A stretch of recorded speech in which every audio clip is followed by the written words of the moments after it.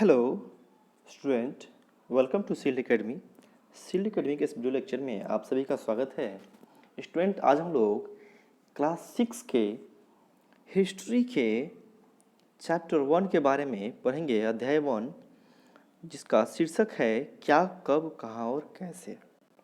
देखिए, रसीदा का सवाल है। हिस्ट्री का बेसिकली चैप्टर है और हिस्ट्री के बारे में हम लोग पढ़ रहे हैं। रसीदा क्या लिखा है, रसीदा का सवाल है। रसीदा बैठी अखबार पढ़ रही थी, अचानक उसकी निगाह एक सुर्खी पर पड़ी। 100 साल पहले। वह सोचने लगी कि यह कोई कैसे जान सकता है इतने वर्षों पहले क्या हुआ था। जाहिर सी बात है, जो छोटे बच्चे हैं वे, उन लोगों को नहीं पता है, लेकिन आप इस चैप्टर को जब पढ़ेंगे बच्चों, तो आप लोग ये जान जाएंगे कि किस प्रकार से हम लोग पुराने समय की बातों को भी जान सकते हैं। ठीक है, चलिए देखते हैं कि कैसे पता लगाएं कि इतने समय पहले क्या हुआ था। इसके बहुत सारे तरीके हो सकते हैं कि कल क्या हुआ था। आप रेडियो सुन सकते हैं, टेलीविज़न देख सकते हैं, अखबार पढ़ सकते हैं। साथ ही साथ यह जानने के लिए कि पिछले साल क्या हुआ था, हम किसी ऐसे व्यक्ति से भी बात कर सकते हैं जिससे उसको बारे में पहले से याद हो। ठीक है, लेकिन बहुत समय पहले क्या हुआ था उसके बारे में जानना बहुत ही कठिन है। तो उसके बारे में हम लोग कैसे जानेंगे, कैसे जाना जा सकता है, इसी के बारे में हम लोग आज चर्चा करने वाले हैं। ठीक है स्टूडेंट, अतीत के बारे में हम क्या जान सकते हैं। अतीत के बारे में हेडिंग दिया, अतीत के बारे में क्या जान सकते हैं। अतीत के बारे में बहुत कुछ जाना जा सकता है। क्या, जैसे जैसे लोग क्या खाते थे, कपड़े कैसे पहनते थे, किस तरह के घरों में रहते थे। हम शिकारी जो होते थे, पशुपालक जो होते थे, कृषक होते थे, माने जो किसान होते थे, जो राजा महाराजा होते थे, शासक जो शासन करते थे, व्यापारी, पुरोहित, शिल्पकार, कलाकार, ऐसे लोग जो संगीत बजाते थे, संगीतकार, या फिर ऐसे लोग जो किसी न किसी चीज़ों का आविष्कार किया करते थे, उनके बारे में जानकारियाँ हासिल कर सकते हैं। हम यह भी पता कर सकते हैं कि उस समय बच्चे कौन कौन से खिलौने खेलते थे, कौन कौन सी कहानियाँ सुना करते थे, कौन कौन से नाटक देखा करते थे, या फिर कौन कौन से गीत गाया करते थे। ठीक है, अब बात तो ये हो गई, अब लोग रहते कहाँ थे, ये चीज़ें भी हैं। एक सवाल उठता है, भाई आजकल के जैसा हम लोग देखा जाए तो हम लोग क्या रहते हैं, हम लोग अपने घरों में रहते हैं। पहले मिट्टी का घर हुआ करता था, आज क्या हुआ, घर पक्के के मकानों ने ले लिया है, ईंट के मकानों ने ले लिया है। वैसे ही लाखों साल पहले लोग किस नदी के तट पे, नर्मदा नदी के तट पे रहते थे। कौन सी नदी, इसको याद रखिएगा, नर्मदा नदी के तट पे रहते थे। यहाँ रहने वाले आरंभिक लोगों में से कुछ लोग कुशल संग्राहक थे। संग्राहक इन द सेंस, अगर बात की जाए, संग्राहक का मतलब होता है जो लोग भोजन को इकट्ठा करते थे। क्या करते थे, वे लोग भोजन को इकट्ठा करते थे। भोजन को इकट्ठा करके वे आसपास के जंगलों की विशाल संपदा से परिचित थे। उनको ये जानकारी थी कि कौन से वृक्ष का फल हम लोग खा सकते हैं, तो वे वहाँ पे जाते थे और उनके फलों को इकट्ठा कर लेते थे, अनाज को इकट्ठा कर लेते थे, ताकि सब, मान लीजिए कि वर्षा का समय आ गया। अब वर्षा के समय में चारों तरफ क्या लगा रहता है जी, पानी लगा होता है, और पानी के चलते फिर खाना मिलेगा नहीं, नहीं मिलेगा तो पहले से इकट्ठा कर लिया, इकट्ठा कर लिया तो फिर हम लोग आसानी से बाद में खा सकते हैं। अपने भोजन के लिए वे जड़ों, फलों और जंगल के अन्य उत्पादों को यहीं से संग्रह किया करते थे। वे जानवरों का आखेट भी किया करते थे। ठीक है, देखेंगे स्टूडेंट, अब हम लोग बात करेंगे कि उत्तर पश्चिम की सुलेमान और तीर्थर पहाड़ियों के बारे में। अभी हम नक्शा के बारे में भी देखेंगे, नक्शा में क्या क्या दिया हुआ है। इस समय कुछ ऐसे क्षेत्र हैं, स्थान हैं, जो लगभग 8000 वर्ष पूर्व स्त्री पुरुषों ने सबसे पहले कौन सा फसल, गेहूं और जौ जैसी फसल को उपजाना आरंभ किया। सबसे पहले इंसान ने जो फसल उपजाई वो गेहूं थी और जौ थी। उन्होंने भेड़, बकरियों और गाय, बैल, पशुओं को पालतू बनाना शुरू किया। ये चीज़ याद रखिएगा, सबसे पहले गेहूं जौ को उपजाया, सबसे पहले गेहूं और जौ को उपजाया, और भेड़, बकरी, गाय, बैल जैसे पशुओं को पालतू बनाना शुरू किया। ये लोग गाँवों में रहते थे, ये लोग गाँव में रहते थे। कुछ अन्य ऐसे क्षेत्र हैं जहाँ कृषि का विकास हुआ था। कृषि क्या होता है, एक जमीन होती है, उसको हम लोग जोतते हैं, फिर उसमें फसल के लिए बीज डालते हैं और फिर खेती करते हैं। इस प्रकार से जो यहाँ पे, और देखो जहाँ सबसे पहले चावल उपजाया गया था वे स्थान विंध्य के उत्तर में स्थित है। विंध्य एक जगह है जहाँ उत्तर में स्थित है। अच्छा एक चीज देखो, यहाँ पे मैं इसको छोटा करता हूँ, देखिएगा, देख रहे हैं स्टूडेंट, ये हमारा नक्शा बनाया हुआ है, उपमहाद्वीप का प्राकृतिक नक्शा बनाया हुआ है। देखो यहाँ पे देखो, किरथर भी है, काबुल नदी, सुलेमान, सिंधु नदी, सतलज नदी, ये सारे नदियाँ आप लोग अपने बुक में, जो भी आप बुक पढ़ रहे हो, यहाँ से जरूर देखिएगा आप लोग, ठीक है। देखने से ये सब चीज़ें पता चलेंगी। और ये जो नीला कलर का जो लाइनिंग दिया हुआ है ना, नीला कलर का, ये सब नीला कलर का जो लाइनिंग दिया हुआ है, इस प्रकार से ये सब नदियाँ हैं। गंगा नदी का भी देख लीजिए, गंगा जो गंगोत्री से निकलती है, ठीक है। तो ये सब नदियाँ दी हुई हैं, आपको ये सब देख के खूब इंटरेस्ट ले लेके पढ़िएगा, ताकि आप लोग को ये चीज़ समझ में आएगा, ठीक है स्टूडेंट। चलिए जी आगे चलते हैं। देखो अब होता क्या है ना कि नदी होती है और उसके साथ उसकी सहायक नदी होती है। अब सहायक नदी कैसी होती है भाई, सहायक नदी ऐसी होती है कि सहायक नदी उन्हें कहते हैं जो एक बड़ी नदी से मिल जाती है, वे बड़ी नदी के ही साथ साथ चलती है और बड़ी नदी से ही वो पानी भी इकट्ठा करती है, उन लोगों को सहायक नदी कहा जाता है। लगभग 4700 यानी 4700 वर्ष पूर्व की बात है। इन्हीं नदियों के किनारे कुछ आरंभिक नगर फले फूले। गंगा और इसके सहायक नदी के किनारे और तटवर्ती इलाकों में नगरों का विकास लगभग 2500 वर्ष पूर्व हुआ। कितने वर्ष, 2500 वर्ष पूर्व हुआ। गंगा और इसकी सहायक नदियों के बारे में अगर हम लोग बात करते हैं स्टूडेंट, देखेंगे कि गंगा और उसके सहायक नदी के बारे में अगर बात करते हैं, गंगा के दक्षिण में इसके आसपास का क्षेत्र प्राचीन काल से मगध के नाम से जाना जाता था। कौन से नाम से, मगध के नाम से जाना जाता था। इसके शासक बहुत शक्तिशाली थे और उन्हें एक विशाल राज्य स्थापित किया था। कैसा राज्य, विशाल राज्य स्थापित किया था, बहुत बड़ा राज्य होता है, ठीक है। और देश के अन्य हिस्सों में भी ऐसे राज्यों की स्थापना की गई थी। लोगों ने सदैव उपमहाद्वीप के एक हिस्से से दूसरे हिस्से तक यात्रा की। यात्राएं करने का शौक लोगों को हमेशा से रहा है। वे लोग एक जगह से दूसरी जगह की यात्राएं किया करते थे। आगे की बात करते हैं स्टूडेंट।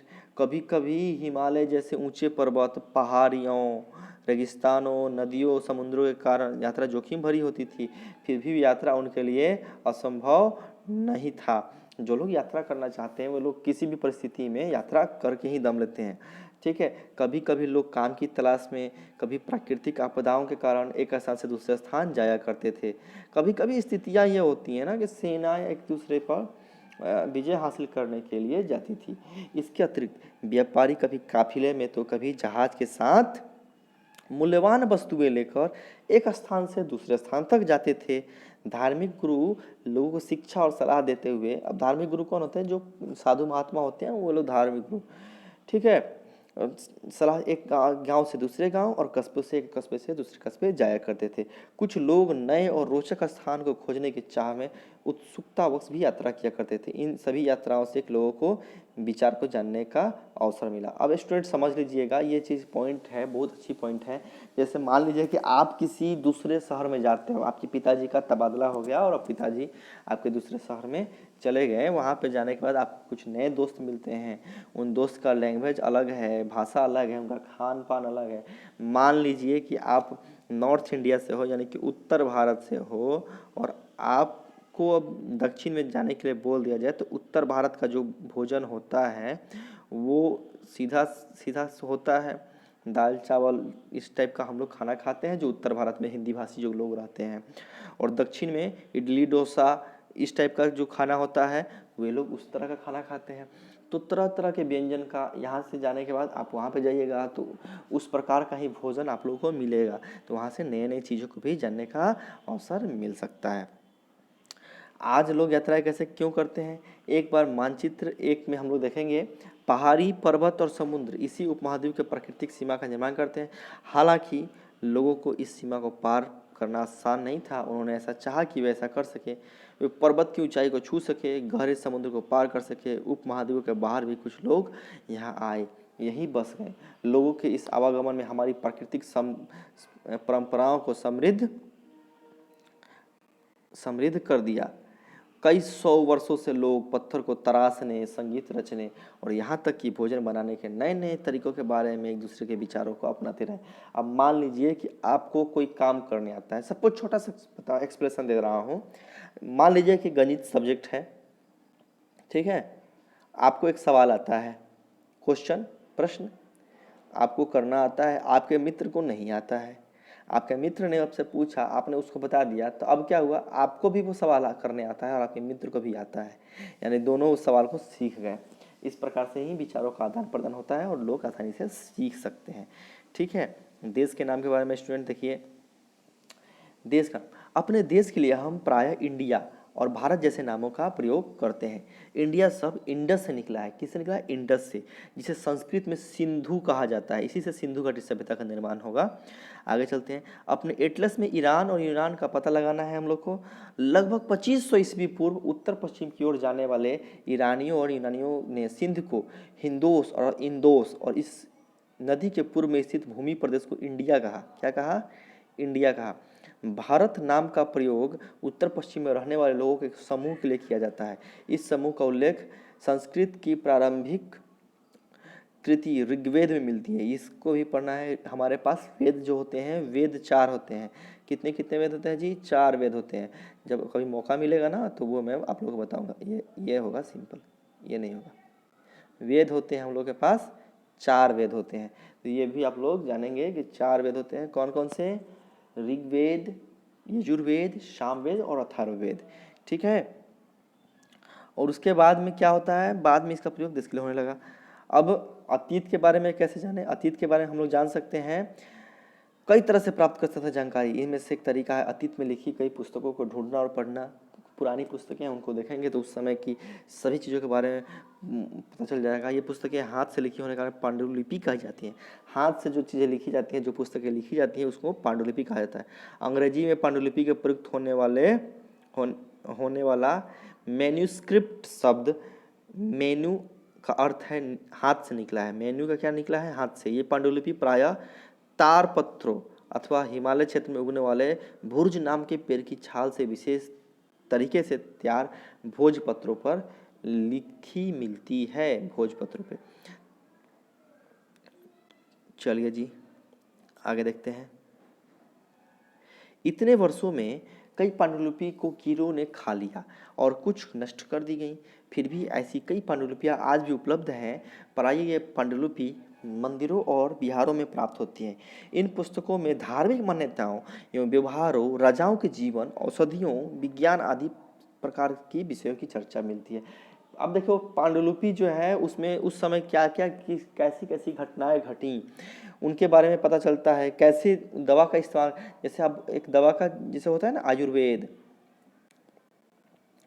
अब आयुर्वेद जो है वो मेडिसिन पे ही लिखा गया है। तो आज भी हम लोग देखते हैं हमारे हिंदू धर्म ग्रंथ में आयुर्वेद का बहुत जिक्र होता है। तो इस प्रकार से हम लोग ये देख सकते हैं कि जो पुराने किताब हैं, जो पुराने पुस्तकें हैं, उनसे हमको अपनी संस्कृति के बारे में बहुत जानकारी मिलती है। ये बहुत से पुस्तक जो होते हैं जो संस्कृत में लिखे हुए मिलते हैं। उसके अलावा हमारे यहाँ महाकाव्य भी हैं, कविताएं भी हैं, नाटक भी हैं, जबकि अन्य प्राकृत और तमिल में है। तमिल में भी हैं। ठीक है। प्राकृत भाषा का प्रयोग आम लोग किया करते थे। अब इन अभिलेखों का भी हम लोग अध्ययन कर सकते हैं। ऐसे लेख पत्थर और धातु जैसे अपेक्षाकृत कठोर सतहों पर उकेरे गए मिलते हैं। पहले कुछ राजा महाराजा होते थे, जैसे अशोक स्तंभ के बारे में तो आपने सुना होगा। उन्होंने स्तंभ बनवा के उस पर उकेर दिया गया। उकेर कर वो अपनी जो भी अपनी बात को बोलना होता था, जो आदेश देना होता था, उन चीज़ों के बारे में वो लोग लिखते थे। कभी कभी शासक तथा अन्य लोग अपने आदेशों को इस तरह उकीर्ण करवाते थे ताकि लोग उन्हें देख सके, पढ़ सके, उनका पालन कर सके। कुछ अन्य प्रकार के अभिलेख भी मिलते हैं जिनमें राजाओं, रानियों सहित अन्य स्त्री पुरुष ने भी अपने कार्यों का विवरण उत्कीर्ण करवाए हैं। उदाहरण के लिए प्रायः शासक लड़ाइयों में अर्जित विजयों का लेखा जोखा रखते थे। ठीक है। आगे चलते हैं। इसके अतिरिक्त कई अन्य वस्तुएं अतीत में बनी और प्रयोग में लाई जाती थी। ऐसी वस्तुओं का अध्ययन करने वाला व्यक्ति पुरातत्वविद कहलाता था। पुरातत्वविद पत्थरों और ईंटों से बनी इमारतों के अवशेष, चित्रों और मूर्तियों का अध्ययन करते थे। वे औजारों, हथियारों और बर्तनों और आभूषणों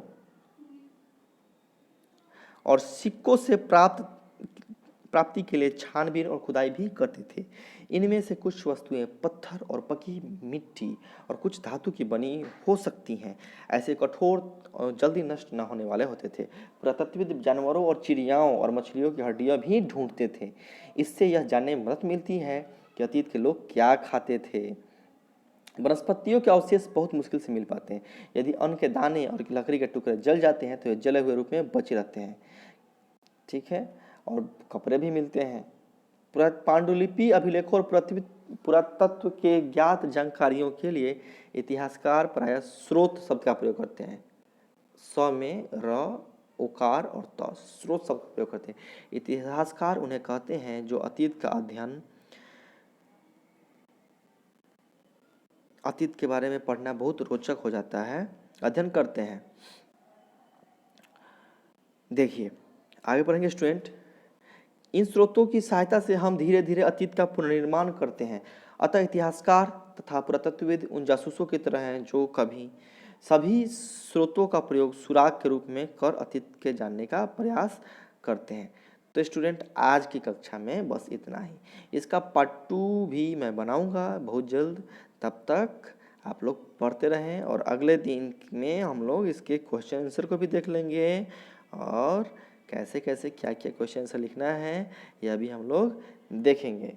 ठीक है, तब तक आप अपने दोस्तों को बताइए कि इस चैनल पे यहाँ पे पढ़ाई हो रही है हिस्ट्री की और आप लोग ज़रूर आइए। ओके, तब तक के लिए थैंक यू वेरी मच। और इस चैनल को, इस वीडियो को लाइक करें, शेयर करें और इस चैनल को सब्सक्राइब जरूर करें। ठीक है, okay, thank you very much. चलो भाई बंद करो।